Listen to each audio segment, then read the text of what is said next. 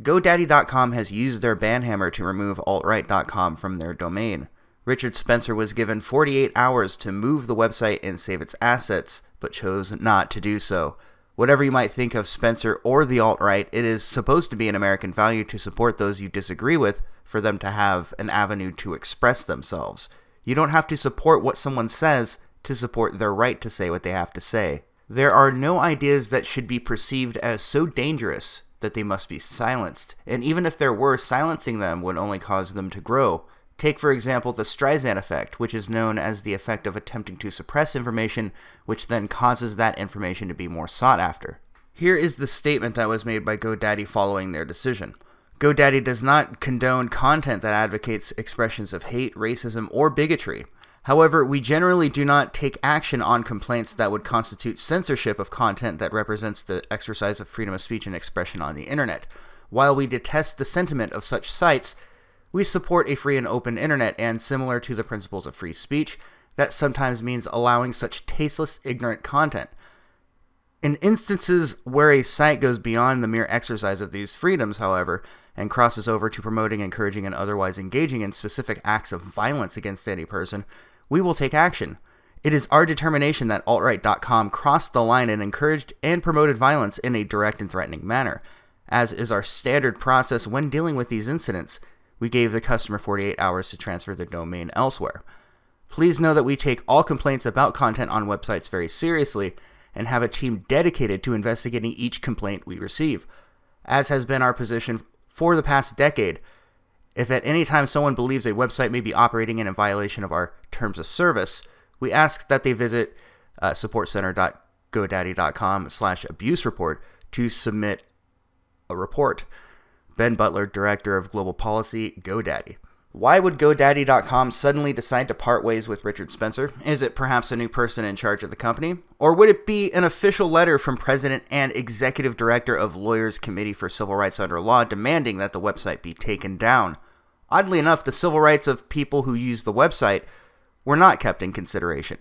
The rules are only enforced to one side. Their reasoning behind removing altright.com is apparently not apt enough to remove the alt-left. Antifa has a fairly prominent website, itsgoingdown.org, which does directly call for violence, yet somehow this website can continue its anarchy without but a dozen dissenting voices. The alt-right is held to a higher scrutiny than Antifa, and this is so that the media and their associates will have their little boogeyman that is necessary for them to demand people to give up their rights. Your rights need to be put aside for a moment, as there are people with ideas that might upset you.